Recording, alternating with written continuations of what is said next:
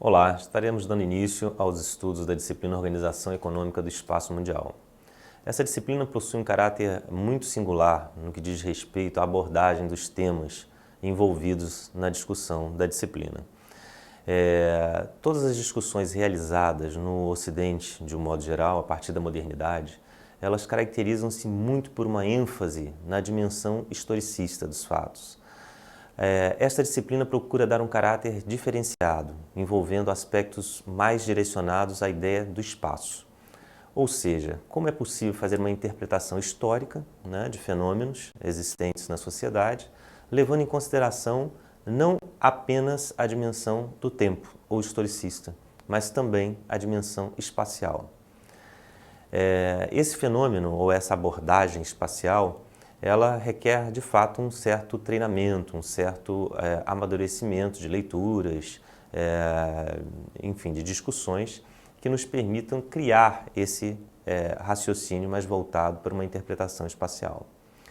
Começaremos falando exatamente uma breve abordagem sobre o desenvolvimento do Ocidente Europeu a partir de uma perspectiva histórica que leve em consideração justamente a dimensão espacial. A primeira grande forma de organização espacial da sociedade nós poderíamos considerar que venha a ser a descoberta do fogo e da agricultura. Até então, até a descoberta do fogo e da agricultura, as sociedades, na verdade não existiam sociedades, eram grupos nômades que não poderiam se fixar num território, dado que a necessidade de busca por alimentos, pela sobrevivência, os faziam deslocar-se pelo espaço em busca de alimentos, caça, pesca, coleta de frutos para a sua sobrevivência. A agricultura, fundamentalmente a descoberta da agricultura, vai marcar essa diferença, vai permitir que o homem possa produzir o seu próprio alimento, não estando mais na dependência da natureza para lhe fornecer o que ele necessitava para a sobrevivência. A partir deste momento, o homem começa a se tornar sedentário. Alguns grupos, núcleos de povoamento começam a surgir em função da necessidade, da produção de alimentos, esperar que esta planta cresça e esteja apta a ser retirada e consumida pelo homem. Então temos aí o marco da primeira forma de organização espacial que vai diferenciar o homem que vivendo até então da descoberta da agricultura. Ele passa a se fixar num determinado lugar, possibilitando-o produzir e reorganizar esse espaço, não mais dado por um caráter eminentemente da natureza. Passa a ser uma paisagem socio-natural.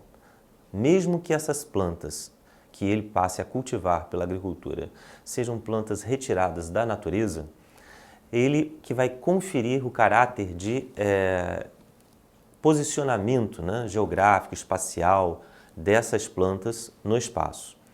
A própria disposição das plantas que ficavam soltas, sem uma sequência definida na natureza, a partir da agricultura passa a ter um certo enfileiramento, uma certa disposição espacial que é dada de acordo com o interesse humano e não mais da natureza.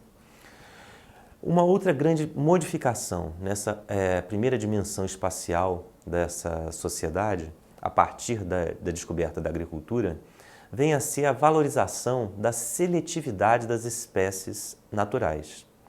Enquanto o homem era nômade, ele precisava de um ambiente rico, diversificado. Quanto mais diversificado fosse o ambiente natural, mais favorável este ambiente seria para a sobrevivência dessas pessoas. A partir da agricultura, a situação começa a se inverter.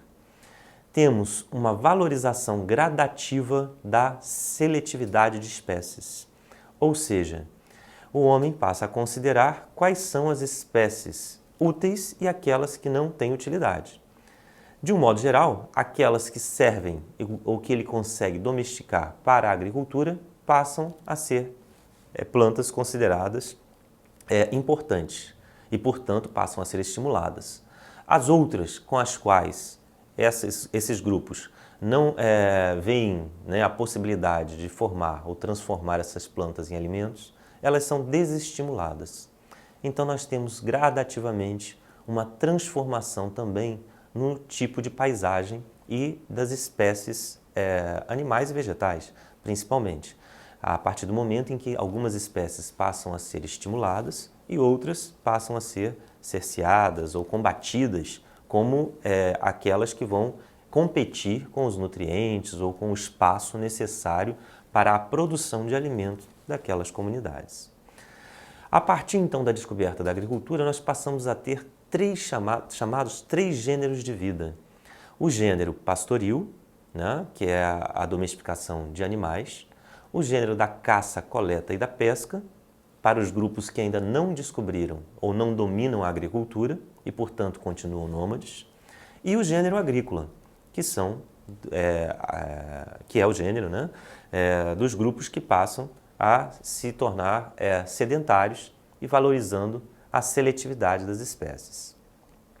Com o passar do tempo, né, o conhecimento do homem sobre como plantar, em que época, em que momento, em que solo, vai gerando um conhecimento que vai sendo passado de gerações em gerações e que vai permitindo uma elevação da produtividade. Ou seja, esse conhecimento do ambiente natural vai permitindo a possibilidade desses grupos, né, e agora dessas sociedades sedentárias, que tenham um conhecimento dessa natureza que lhe permita desenvolver mais a produção agrícola. Com isso, nós vamos ter o início dos primeiros excedentes. Ou seja, até então, toda a sociedade estava envolvida diretamente na produção de alimentos necessários à sobrevivência do grupo. Esse era um esforço contínuo, necessário, ininterrupto praticamente, e que não permitia que nenhum membro da comunidade pudesse desenvolver outras atividades que não fosse a busca de alimentos, seja pela própria agricultura, pela caça, coleta, pesca e pela criação de animais. Mas a partir do momento em que esse conhecimento dessa produção agrícola permite ao homem a produção de um excedente, ou seja, mais do que aquele grupo é capaz de possui como necessidade para a sua sobrevivência, começa a haver a liberação gradativa de parte dessa sociedade para o exercício de outras atividades, de atividades não diretamente vinculadas à produção de alimentos. Com isso, novas funções sociais aparecem e temos o surgimento de uma nova forma de organização espacial, diferente daqueles primeiros grupos que a agricultura vai viabilizar. Temos, então, o aparecimento das primeiras formas de cidade. A cidade, na verdade, vai ser um produto, né, dessa produção de excedente agrícola. Ou seja, o aparecimento dessa forma nova espacial, ela é fruto da possibilidade daqueles grupos humanos produzirem alimentos a mais ou em excesso, produzindo excedente e, consequentemente, permitindo que parte da sociedade possa desenvolver outras atividades, que não seja exatamente a produção de alimentos. A cidade, ou não a cidade que nós conhecemos hoje, quando falamos nessa cidade embrionária, estamos falando num embrião de cidade que nada se assemelha com a cidade urbana industrial com a qual vivemos hoje, mas que vai aparecer já com uma função específica.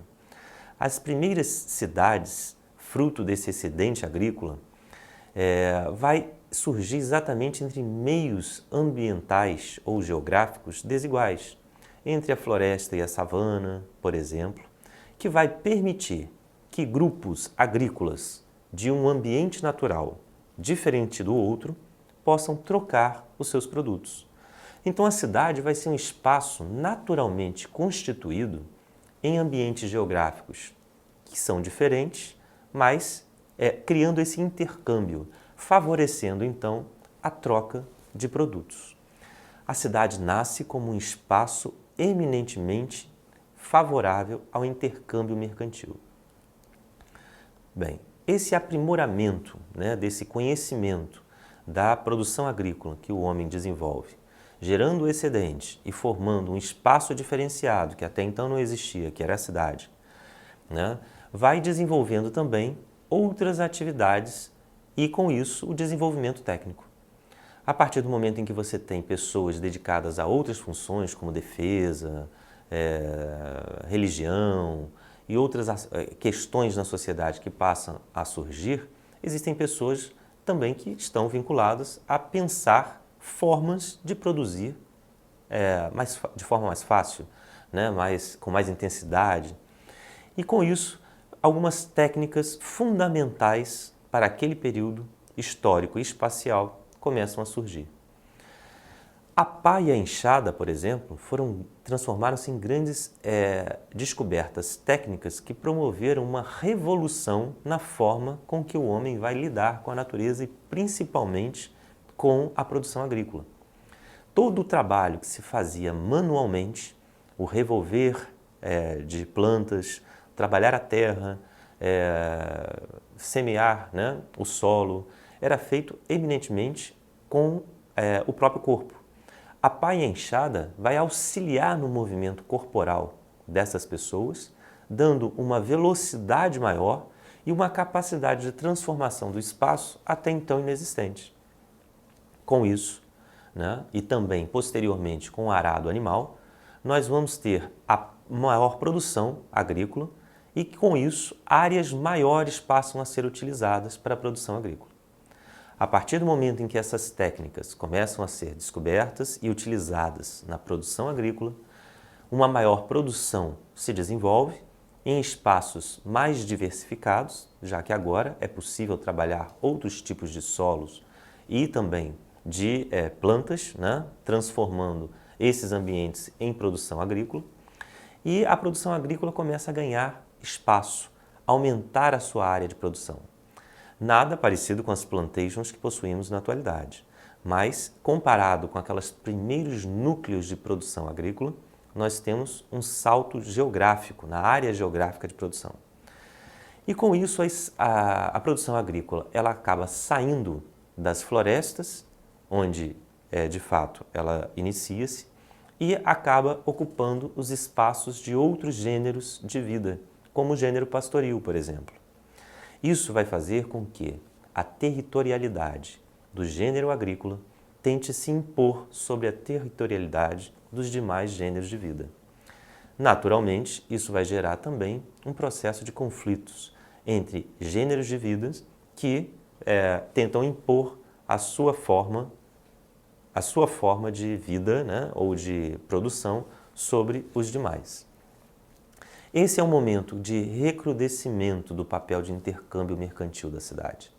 A cidade, em função desses conflitos, acaba minimizando o seu papel de intercâmbio, né, de produtos, de excedentes de gêneros agrícolas de áreas diferentes e só mais tarde, mais adiante, com a consolidação desse gênero agrícola em áreas mais extensas e dominando grupos outros de gêneros de vidas diferenciados, é que nós passamos a ter novamente o desenvolvimento da atividade mercantil e a ampliação do excedente. O excedente agrícola começa a se desenvolver cada vez mais e isso vai gerando conflitos dentro das próprias sociedades. Ou seja, as primeiras formas de apropriação de solos, de terrenos, vai criar uma diferenciação na sociedade. Quais são aqueles componentes da sociedade que vão se apoderar das terras mais férteis, das terras mais propícias à produção de alimentos? E quais os grupos que estarão excluídos desse processo? Ou que, por força, serão colocados ao lado desse processo de produção agrícola em áreas mais favoráveis? Começa a haver, então, uma diferenciação e uma estratificação social, em que determinadas partes dessa sociedade, por apropriar-se das terras mais favoráveis para a agricultura, vão impor uma expropriação a outras parcelas da sociedade. Isso gera conflitos novamente, só que agora não mais entre gêneros de vida diferenciados, entre pessoas ou entre grupos da mesma sociedade, do gênero agrícola, pela disputa de poder e pela disputa de quem tem acesso à terra, gerando as lutas. Bem, essas lutas vão se intensificar até o surgimento de uma outra forma de organização espacial que vai iniciar-se a partir deste momento. A partir do momento em que as lutas se intensificam pela diferenciação e estratificação social vinculados à apropriação das terras pelos componentes do gênero agrícola de vida, vamos ter o aparecimento do Estado. Isso mesmo, o aparecimento do Estado, as formas embrionárias do Estado, que vai ser exatamente a instância espacial criada para intermediar os conflitos. Essa estratificação social, que foi organizada, que foi feita através de lutas e conflitos, vai haver um agente ou uma organização, uma estrutura espacial que vai surgir para impor uma certa ordem a esses conflitos e essas disputas. O autor Carlos Walter Porto Gonçalves, no seu livro Os Descaminhos do Meio Ambiente, nos dá um exemplo muito ilustrativo deste momento, que poderíamos entender o aparecimento do Estado como uma forma de intermediar conflitos entre os grupos de uma sociedade, para dizer quem está certo, quem está errado, o que pode e o que não pode, as regras num conjunto civilizatório. O autor nos dá um exemplo da colonização da Austrália. No período da colonização da Austrália, ele cita um empresário inglês que leva capital e mão de obra para utilizar na colonização australiana.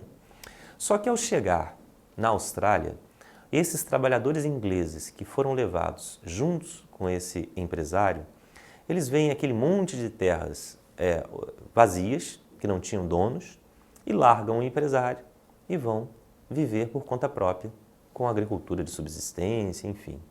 E o empresário se vê com dinheiro, com capital, mas sem a possibilidade de reprodução do seu capital.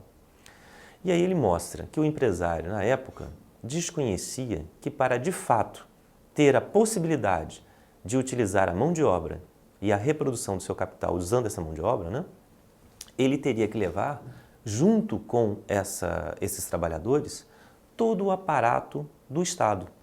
Ou seja, ele teria que levar um juiz para dizer que se aquelas trabalhadores quisessem ocupar aquelas terras ou viver daquelas terras que ali estavam, que o juiz deveria dizer que não, aquelas terras já têm dono e, portanto, eles não poderiam ocupá-las. Mas mesmo se eles quisessem desacatar essa ordem e ocupar as terras, haveria também de levar o aparato jurídico, coercitivo do Estado, o poder de polícia, que é para, caso as pessoas desobedecessem a ordem, fossem retirados. E também as outras instituições, como a escola, para naturalizar estes acontecimentos. Ou seja, o Estado e todas as suas instâncias. Neste momento ainda, este não é o Estado que nós estamos falando, mas é o início de uma forma de organização espacial que vai culminar no Estado que nós conhecemos hoje, com suas normas, leis, regras que regem todo o movimento de vida das pessoas em uma dada sociedade. Bem, essa estratificação social, então, com o aparecimento do Estado, vai criar uma outra grande consequência que permeará o cotidiano de vida das sociedades até os dias atuais que foi se intensificando, que é a intencionalidade classista à técnica e à relação ambiental. O que isso significa? A partir de um dado momento em que determinados grupos passam a consolidar o poder através da terra, do poder político, utilizando-se também dos aparatos do Estado, há uma necessidade de se buscar o desenvolvimento da ciência para determinadas finalidades. Ou seja, a ciência deixa de ser, a descoberta de novas técnicas, ela passa a ser vinculada a interesses de determinados segmentos da sociedade, que vão direcionar, de uma certa forma, o aparecimento de novas descobertas e a forma também com que a sociedade vai se relacionar com o ambiente, principalmente posteriormente com o aparecimento no século X, no Ocidente Europeu, no período de transição do feudalismo para o capitalismo, a concretização do capitalismo no Ocidente Europeu. A concretização do capitalismo no Ocidente Europeu vai ter um papel fundamental não só na Europa, porque alguns séculos posteriores, né, com a expansão marítima e comercial, sabemos, né, que o processo colonial vai se desenvolver inicialmente a partir da Península Ibérica, com Portugal e Espanha, e depois com as outras nações europeias em outros séculos, Inglaterra, França, Bélgica, Holanda, enfim. E esse mecanismo de produção capitalista que vai surgir na Europa vai ser gradativamente imposto em todo o restante do mundo através do sistema de colonização. Ou seja, esse processo de levar um modo de vida, um modo de pensamento e uma forma, principalmente uma forma de organização espacial de mundo ao restante das sociedades no planeta Terra, se dá pelo processo colonial. E a esse fenômeno nós chamamos de um fenômeno de europeização do mundo, ou seja, os estados europeus já organizados, né, as sociedades organizadas em estados, na sua maior parte, a partir do século X, começa a impor com o processo colonial a partir do século XVI essa mesma forma de se organizar espacialmente para todas as sociedades no planeta. Então as formas tribais, as outras formas de organização, né, espacial, os nômades que ainda continuaram a existir em diferentes áreas do mundo, todos tiveram que ser agrupados nesta forma de organização do Estado com as suas instituições jurídicas, políticas, culturais, em todas as suas instâncias. Então, esse processo de europeização, ele continua até, né, o último continente ser colonizado no século XVIII, que é a Oceania, né? E, de uma certa forma, mesmo depois da independência política das nações. O que nós temos hoje é que, muitas vezes, esse papel europeu passa a ser substituído pela suposta hegemonia ocidental, também norte-americana, né? Esta vai ser exatamente a origem da formação do espaço moderno que nós vivemos hoje. Isso é fundamental para que nós possamos compreender que o mundo que nós vivemos na atualidade não é um mundo naturalizado, que esta foi a única forma pela qual as sociedades poderiam se organizar. Esta foi uma forma eminentemente imposta a partir de um determinado contexto do mundo, de uma determinada civilização, que impôs à força, né, esse modelo de organização para o restante do mundo. E que em muitos países ainda tem que pensar situações com essas características. No caso brasileiro mesmo, nós ainda temos tribos indígenas que vivem de forma tradicional e que estão cerceadas dentro de reservas indígenas, mas dentro do espaço nacional brasileiro, do Estado Nacional Brasileiro. Os países europeus e os Estados Unidos, de um modo geral, essas formas de vida tradicionais, elas já não existem mais. Mas em muitos países da América Latina, África e Ásia, esse ainda é um problema significativo, né, para como equacionar essa forma do Estado moderno com as formas tradicionais de vida. Bem, isso vai fazer com que a primeira forma de se consolidar as fronteiras dos Estados modernos, principalmente na Europa e depois nas nações colonizadas, venha a ser um processo de uniformização de hábitos, costumes, normas e leis. É o Estado uniformizador, o Estado que vai criar um mesmo padrão, por exemplo, de medidas, uma mesma língua, uma língua oficial, uma moeda oficial, costumes, padrões de pesos e medidas, eram diversificados para consolidar o domínio sobre as fronteiras, né, das diferentes regiões que esse Estado Nacional estava agrupando. Era necessário criar a ideia e o sentimento de identidade nacional. Essa identidade nacional, ela precisava ser constituída a partir de padrões eminentemente uniformes. Era necessário que dentro do território daquele Estado nacional só existisse uma forma, ou que fosse hegemônica, de pesar e medir produtos. Uma única língua considerada oficial, uma única religião considerada oficial e válida, uma única moeda que pudesse facilitar o intercâmbio mercantil entre os comerciantes.